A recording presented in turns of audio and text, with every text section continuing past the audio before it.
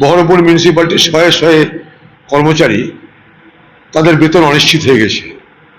তাদেরকে পরামর্শ দেওয়া হচ্ছে মিউনিসিপ্যালিটির পক্ষ থেকে যে তোমরা নিজের কাজ খুঁজে নাও।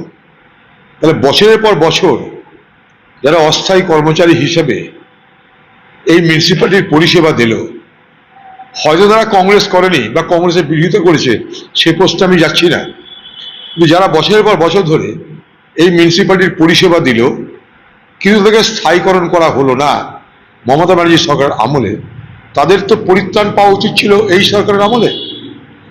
তাদেরকে এখন মিউনিসিপ্যালিটি কর্তৃপক্ষ বলছে তোমরা নিজের পেট নিজে চালিয়ে নেওয়ার ব্যবস্থা করো, বেতন আর দেওয়া যাবে না। অথচ আমি খুব দায়িত্ব নিয়ে বলছি, মিউনিসিপ্যালিটি যিনি কর্তা তিনি এই বহরমপুর শহরের টাকা লুট করে কোটি কোটি টাকা, এখন পর্যন্ত আমার কাছে হিসাব 25 থেকে 30 কোটি টাকা হাওয়ালা করে দুবাই পাঠিয়েছেন। সে নিজে বলছে যে বিজেপির নেতা এখানে আমাকে সহযোগিতা করছে। তা যদি বিজেপির নেতা সহযোগিতা করে, আপনারা মিলেমিশে এক হয়ে, তৃণমূল আর বিজেপি মিলে এক হয়ে কেন এই অস্থায়ী কর্মচারীদের জীবনে অনিশ্চয়তা নিয়ে আসছেন? তাদেরকে কেন বেতন দেওয়ার ব্যবস্থা করছেন না? আরো বলি, আজকে মহামান্য হাইকোর্টে যে দুজন ডি ক্যাটাগরির মিউনিসিপ্যালিটির স্টাফের বিরুদ্ধে মিথ্যা করে যৌন শোষণের অভিযোগ করা হয়েছিল, তারা দুটোর মহিলা, একটা শিবানী সাহা, গীতা চৌধুরী, আজকে মহামান্য হাইকোর্ট তাদের এই তৃণমূলের এই মিউনিসিপ্যালিটির চক্রান্তকে নস্যাৎ করে দিয়ে তাদের জামিন দিয়ে দিল হাইকোর্টে।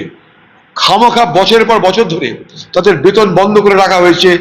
এই অত্যাচারের হাত থেকে বহরমপুরের মানুষ, আপনারা দেখতে পাচ্ছেন, কংগ্রেস লড়ে তার কর্মীদের পাশ থেকে না সরে গিয়ে আজ প্রমাণ করে দিল যে তৃণমূলের মোকাবেলা করা যায়।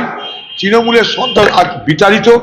আজকে যারা এসছে ক্ষমতায় তাদের কাছে দাবি করব যে এই যে দুটো মহিলাকে অন্যায়ভাবে যৌন শোষণকারী হিসাবে তাদের বছরের পর বেতন বন্ধ করে দেওয়া হলো, তাদের বেতন পুনরায় চালু করার জন্য তারা সচেষ্ট হোক। এই অন্যায় অত্যাচার শুধু বহরমপুর মিউনিসিপ্যালিটিতে নয়, সারা পশ্চিমবঙ্গে হয়েছে। ফারাক কি, পশ্চিমবঙ্গের অন্যান্য জায়গায় যে সমস্ত মিউনিসিপ্যালিটির নেতাদের যেগুলো চোর, তাদের বিরুদ্ধে ডিম ছোড়া হচ্ছে, তাদের বিরুদ্ধে অভিযোগ তোলা হচ্ছে, পুলিশ যাচ্ছে, কিন্তু এখানকার এমন ব্যবস্থা, এমন সুন্দর এখানে ব্যবস্থা বিজেপি আর তৃণমূলের, যে তৃণমূল বলছে বিজেপির সহযোগিতা নিয়েই আমি চলছি, আর বিজেপি বলছে আমি কিছু জানি না, আর সেখানে শয়ে শয়ে কর্মচারীদের ভবিষ্যৎ অনিশ্চিত হয়ে যাচ্ছে। আমি পশ্চিমবঙ্গের মুখ্যমন্ত্রীর কাছেও এই বিষয়টা তুলব আগামী দিনে। আমি চিঠির মাধ্যমে বলবো, পশ্চিমবঙ্গের যিনি পৌরমন্ত্রী তাকে আমি বলেছি যে এখানকার অস্থায়ী কর্মচারীরা তাদের যেন বেতন বন্ধ করে দেওয়া না হয়। তারা বেকার, তারা যাবে কোথায়, কাজই বা কোথায়?